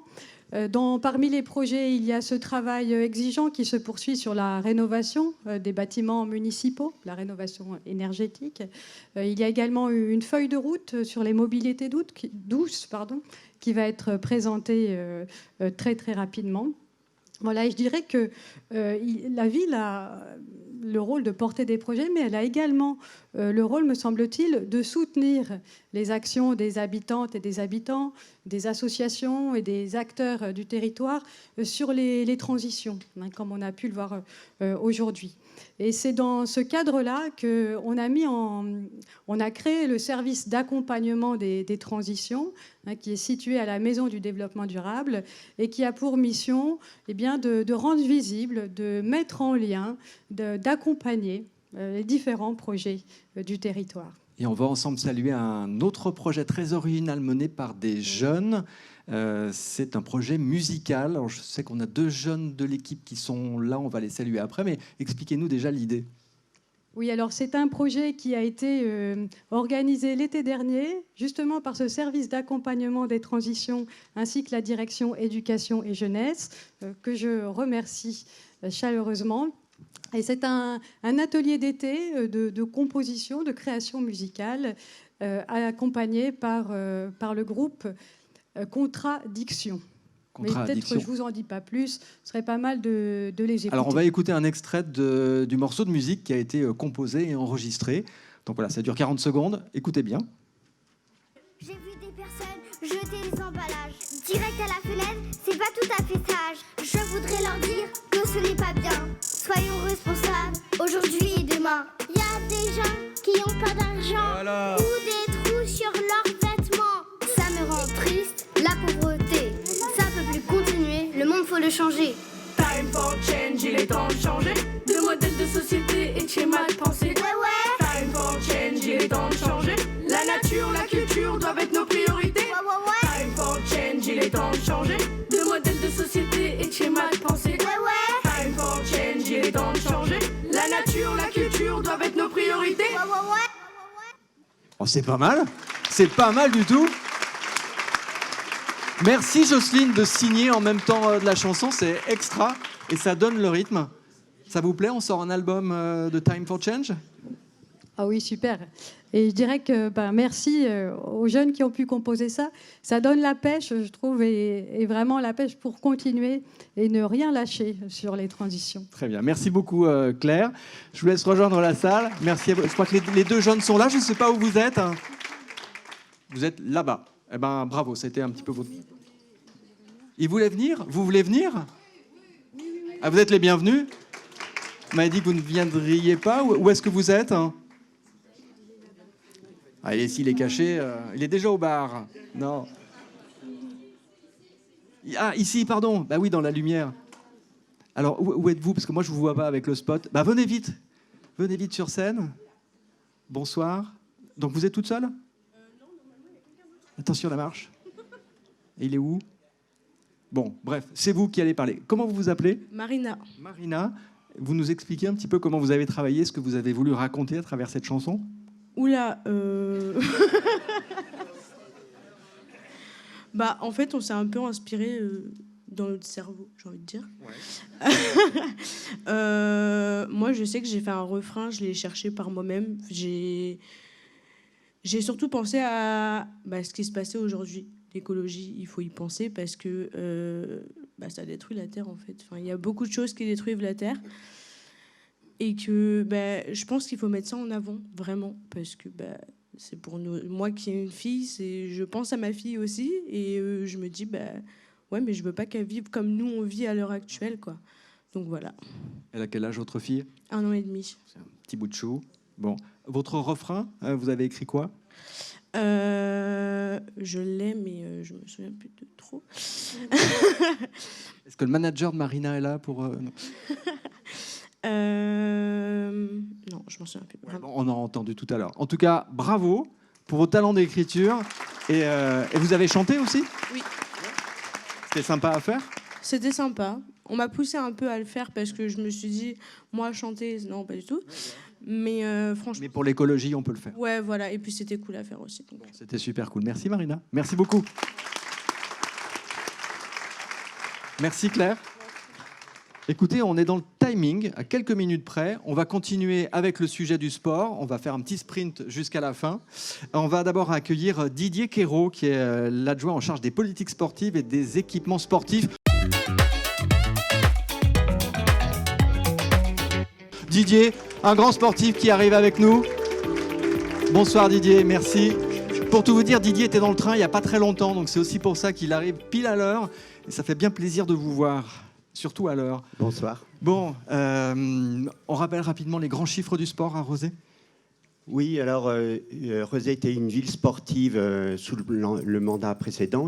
Elle a été sacrée la ville la plus sportive des Pays de la Loire, mais on n'en a encore pas assez. Donc Rezé aujourd'hui, c'est à peu près 10 000 licenciés, c'est 70 associations ou clubs qui représentent une cinquantaine de disciplines différentes. Et quand je dis association ou club, c'est que souvent quand on parle de sport, on parle de sport de compétition. Excusez-moi, le sprint m'essouffle. Et il y avait 20 mètres. Oui, mais c'est le stress aussi. Et donc, il faut aussi penser activité de loisirs, sport de loisirs, et puis activité physique de santé. Hein, le sport, c'est pas que du sport encadré de compétition qu'on voit à la télévision. Et toutes ces activités-là nous intéressent. Quelle est votre ligne directrice, votre politique sportive ? Notre ligne directrice, c'est 100% de la population reuséenne qui fait une activité physique. Soyons ambitieux. Ça, c'est de l'ambition. Du coup, il y a les acteurs sportifs historiques que l'on accompagne. Et puis, vous en avez entendu parler, on développe le sport hors les murs parce qu'on n'a plus de place à l'intérieur des murs. Et puis, surtout, on essaye de développer l'envie d'activité physique pour des personnes qui n'y pensent pas forcément. Alors, ça peut être pour les personnes âgées, hein, c'est très important pour préserver leur santé. Ça peut être pour les personnes qui sont porteuses de handicap. Et puis, on a aussi comme axe de féminiser le sport. Hein, il y a certaines disciplines qui sont très paritaires et puis d'autres qui le sont un peu moins. Donc voilà, on va essayer de pousser ça. C'est pour cela que ce soir, vous avez décidé de nous faire découvrir 3 sportives femmes. C'est ça. Notre idée, c'était de mettre en lumière cette année. Alors, il y a plusieurs symboles. Hein. On est dans la salle sportive métropolitaine. Donc déjà, c'était idéal de parler de sport. On est en année olympique. Il y a l'équipe de hand là, des filles qui vient d'être championne du monde. Donc voilà, on a un certain nombre de paramètres qui nous poussent à mettre en lumière un certain nombre d'actrices dans le sport. Alors, des actrices qui soit ont fait leur place dans un monde masculin, on le verra plus tard, ou alors des jeunes actrices qui ont bien travaillé, qui ont la pêche, qui sont tenaces et qui atteignent le très haut niveau. Eh bien, la première s'appelle Lana Petito. C'est une joueuse de basket et elle joue au sein du BCSP Rezé, alors qui ne joue pas ici, mais dans la salle Arthur Dugast. On est très heureux de vous la présenter, de présenter l'équipe des Déferlantes également. Vous allez voir qu'elle est championne d'Europe. Regardez, on est allé la voir à l'entraînement. Bonjour, je m'appelle Lana Petito, j'ai 17 ans et je suis actuellement en terminale au lycée Jean Perrin. Et je suis aussi joueuse de basket aux Déferlantes, équipe de basket à Rezé.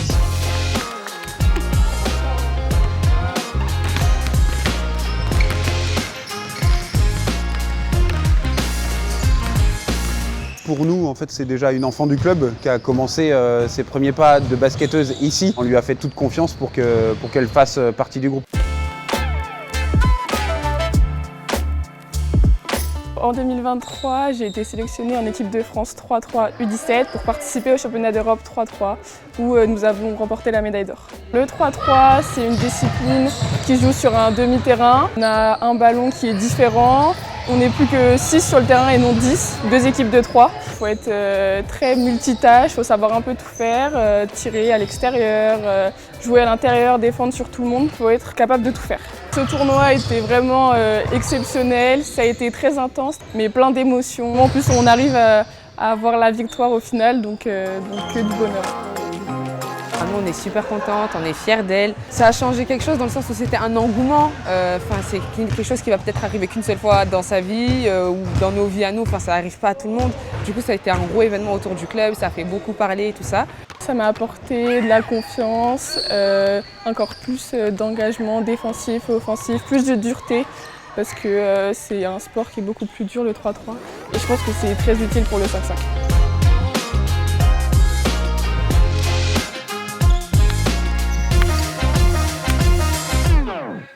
Voilà, un tonnerre d'applaudissements pour Lana et pour les Déferlantes. Merci pour elle, et pour le coach, et pour l'équipe. La classe ? Oui, la classe. Et puis, Lana est l'exemple type d'une jeune qui a pris le basket à Rezé, dans un club reuséen. Je ne l'ai pas dit tout à l'heure quand on a parlé de chiffres, mais c'est aussi une très grosse densité sportive. On a des clubs qui jouent à des niveaux très, très intéressants. Et surtout, ce que moi j'ai découvert en étant adjoint au sport et en les côtoyant, c'est la valeur formatrice de ces clubs, dont un certain nombre poussent des jeunes comme Lana, d'autres les perdent parce que justement ils sont c'est le jeu. Préemptés par d'autres clubs, j'en dirai pas plus. Mais en tout cas, il y a une vraie valeur de formation et le sport est un vecteur d'éducation très très important pour nous et c'est aussi pour ça qu'on y est attentif. Alors allez voir jouer les déferlantes à Arthur Dugast. Oui, ça vaut d'ailleurs on peut détour. féliciter toute l'équipe qui fait un très bon parcours, il n'y a pas que Lana. Et on leur souhaite la montée au niveau professionnel pour la saison prochaine. On va accueillir maintenant deux autres sportives, Marie Lécuyer et Lénaïque Selle. Là aussi sous vos applaudissements. Merci beaucoup.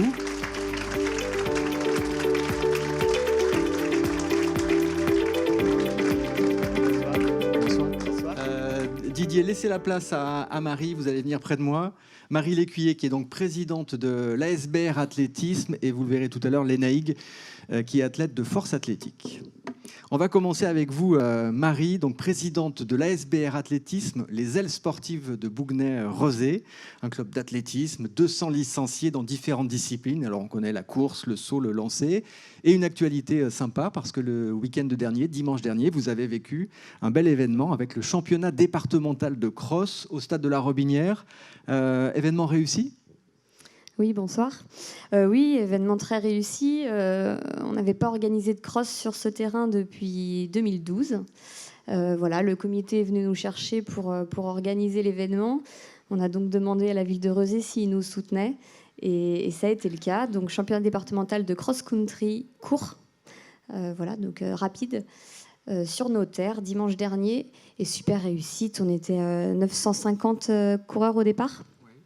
Donc, et le club a brillé, vos coureurs ont brillé ? Le club a brillé. Alors chez les jeunes en kids cross, ils ont remporté la médaille du plus grand nombre de coureurs engagés. Ensuite, on a sur le cross court homme un de nos coureurs qui fait 11e. Et puis une fille sur le cross court femme qui fait 19e. Et l'équipe de relais mixte qui échoue au pied du podium comme tous les ans. Mais on fait 4e. Voilà. Après, devant nous, c'est des grosses écuries qu'on ne peut pas atteindre. Il faut rappeler que l'ASBR, c'est un club de bon niveau, mais qui reste familial par rapport aux grosses écuries nantaises. Ah bah oui. Non, mais nous, on prétend pas aller chercher des places au sommet parce qu'effectivement, c'est ce que vous disiez, les très bons coureurs, ils sont préemptés par les grands clubs et nous, on peut pas leur apporter tout ce qu'ils souhaitent. Donc, mais on vient les taquiner de temps en temps. Donc. C'est bien, c'est l'esprit du sport. Bon, au-delà de la compétition, pour vous, quel était l'intérêt de ce cross le week-end dernier, pour vous en tant que présidente? Ouais, moi depuis que je suis arrivée, alors faut savoir que le club de l'ASBR, c'est le plus vieux club de Loire-Atlantique. Ici à Rezé, on existe depuis 1938, je crois. Donc voilà. Et puis on avait envie, là, on est un petit groupe de jeunes dans le bureau, on a envie de redynamiser un peu ce club. C'est nous qui portions le stand de restauration à la fête de la ville. Voilà, et puis on organise deux événements dans l'année, 2 grosses compétitions qui sont les Jeux de l'Atlantique chez les jeunes et puis les Challenges de Rezé, le semi-marathon qui passe un peu partout, voilà, à côté du gymnase Arthur Dugas. Et puis là, l'idée, c'était d'aller un peu plus loin et de faire une nouvelle organisation. Voilà, on était contents. Nouvelle organisation, parce que nouvelle présidente, vous êtes présidente depuis un an, athlète depuis 8 ans au sein de la SBR. Ouais. Déjà, qu'est-ce qui vous a décidé à prendre les rênes du club ? Eh bien, il fallait bien quelqu'un. C'est toujours pareil. Et donc, c'est tombé sur vous. C'est toujours pareil. Non, moi, ce club, j'y suis arrivée effectivement il y a 8 ans. L'esprit, il est incroyable. On est une bande de copains. Voilà. Et puis le président, il en avait un petit peu marre. Et puis voilà, vous voyez bien comment c'est à l'Assemblée Générale. Il y a un gros silence quand il dit qu'il veut arrêter. Et puis moi, je suis pleine d'énergie. Alors je me suis dit, allez, avec cette équipe-là, j'y vais. Donc voilà, j'ai pris la présidence et puis ça se passe bien. Voilà. Vous avez encore le temps de courir ? Oui, merci. Ouais.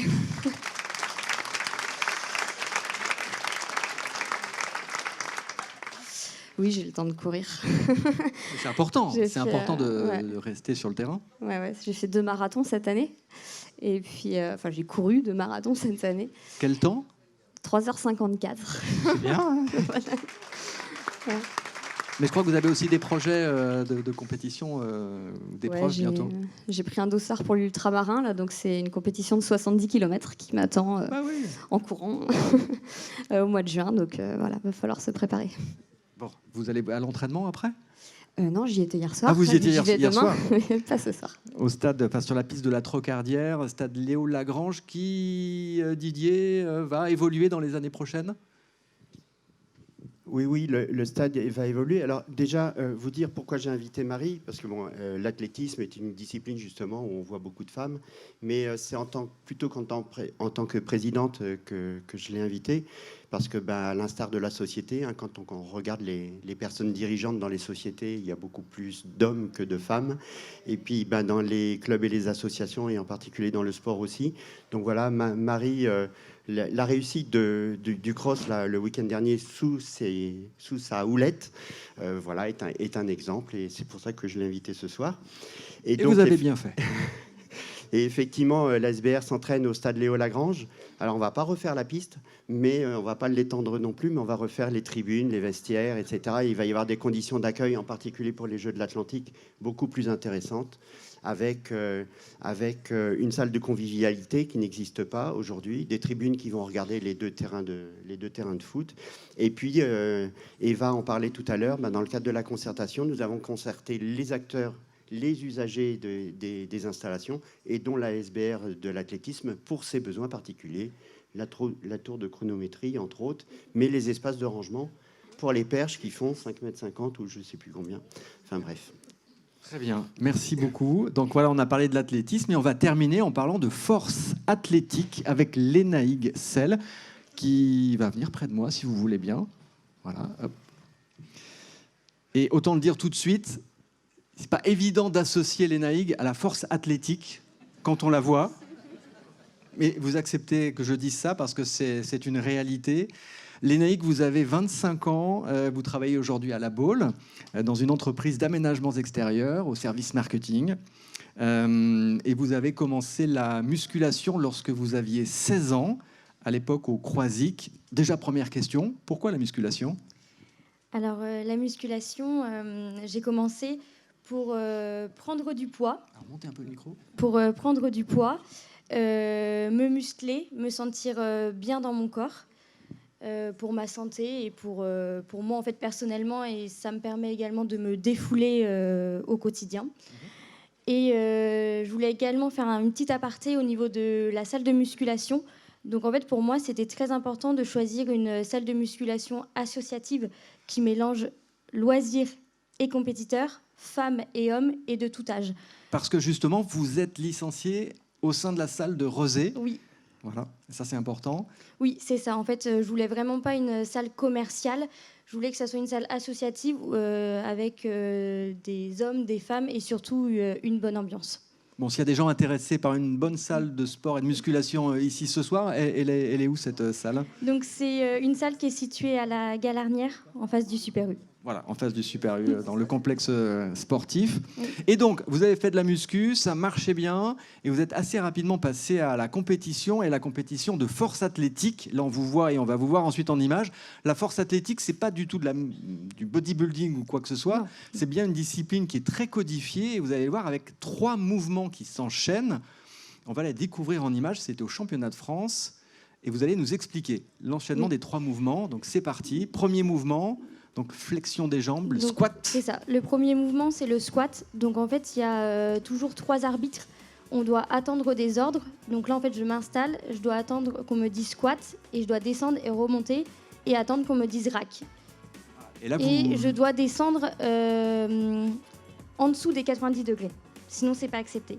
Ensuite, le deuxième mouvement, c'est le développé couché. Donc pareil, 3 arbitres et je dois attendre des ordres.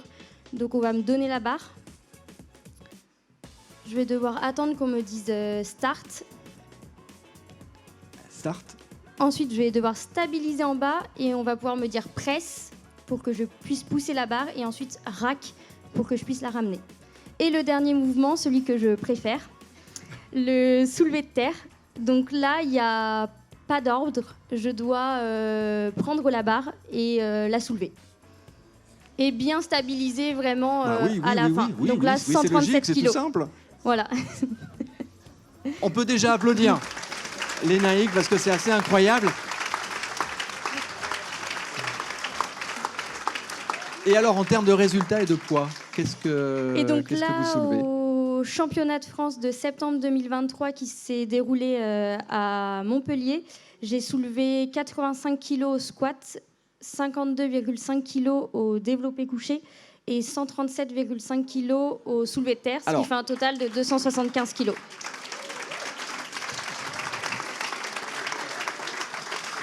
Ce qui est dingue, c'est que 137 kilos, quand on sait que vous êtes dans la catégorie 47, c'est quasiment 3 fois votre poids. C'est ça, évidemment, il y a une catégorie de poids.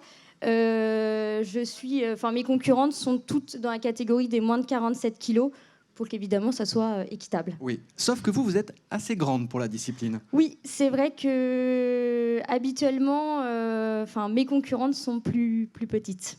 Voilà, j'ai des jambes plus élancées, je suis un petit peu plus grande, mais... Mais c'est plus facile quand on est petite ou grande ? Oui, en fait, c'est un petit peu plus facile quand on est plus petit, parce que donc, au squat, on a moins de parcours à faire. La flexion de jambe est plus petite.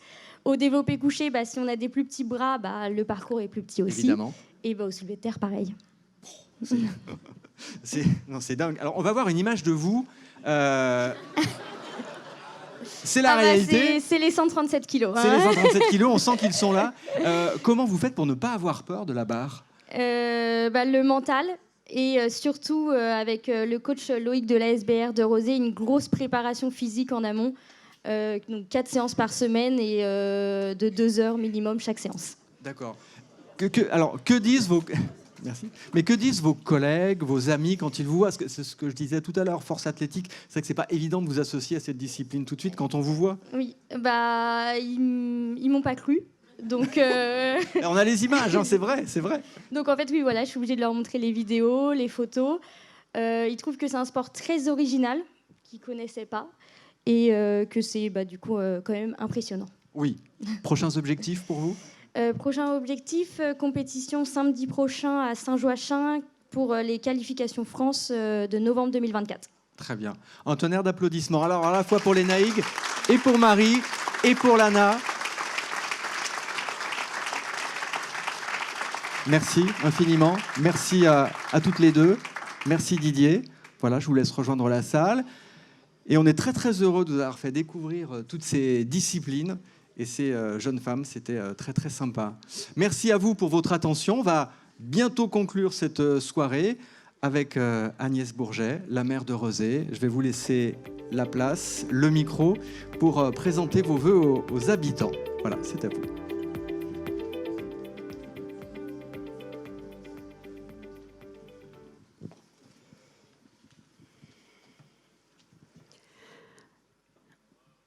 Je voudrais conclure ce soir en remerciant en premier lieu l'ensemble des élus de l'équipe municipale, ainsi que les agentes et les agents de la ville pour leur engagement au service des habitantes et des habitants. Je remercie également les Rezéennes et les Rezéens. Grâce à vous, Rezé est une ville de coopération. C'est essentiel. J'en suis convaincue, le bien vivre sur un territoire passe par son animation, sa mise en mouvement, et par l'implication de ses habitantes et ses habitants. En un mot, cela passe par l'humain. C'est l'ADN du projet que nous portons à Rezé Citoyenne, et nous le portons avec et grâce aux acteurs de notre ville. En ce début d'année, je souhaite redire que nos espoirs, nos envies et notre confiance pour l'avenir de la ville restent grands. La période qui s'ouvre désormais nous permettra de voir se concrétiser les grands projets que nous avons conduits depuis le début de notre mandat, et nous nous en réjouissons. Malgré tout, beaucoup de chemin reste à parcourir. Nous avons pleinement conscience des difficultés vécues par un grand nombre d'entre nous au quotidien, car la période est préoccupante. Fin de mois restrictive, éco-anxiété, stress, conflits familiaux, les causes de découragement peuvent être multiples. En parallèle, la montée des tensions au sein de notre société nous amène à une lecture toujours plus pessimiste de l'avenir. Plus que jamais, Nous devons prendre le contre-pied de cette morosité et la combattre par les actes, en construisant ensemble les solutions qui améliorent notre quotidien. C'est la raison pour laquelle je crois dans le rôle des communes. Elles doivent agir et se mobiliser pour que nous regardions ce qui nous rassemble plutôt que ce qui nous divise. Nous continuerons à le faire ici avec ce qui fait la force de Rezé, la solidarité, l'entraide, l'engagement de ses habitantes et ses habitants, l'implication de ses associations. Les acteurs qui agissent au quotidien pour notre ville sont nombreux, 540 associations. C'est immense et c'est une chance. Nos quartiers fourmillent d'initiatives et d'événements.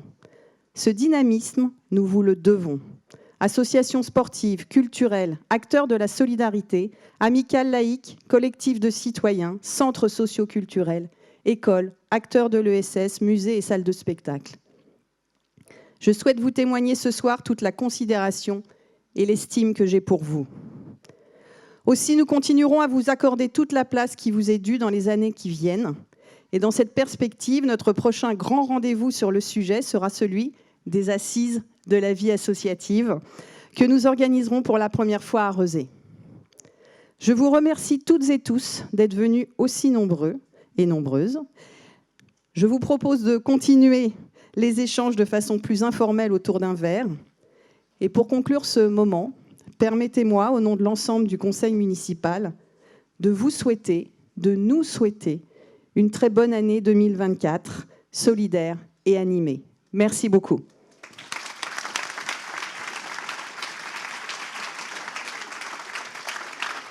Merci à vous tous et toutes pour votre attention ce soir. Je vais rappeler les personnes qui sont intervenues et l'équipe municipale pour une petite photo sur scène. Et bonne soirée à tous et à toutes. Merci.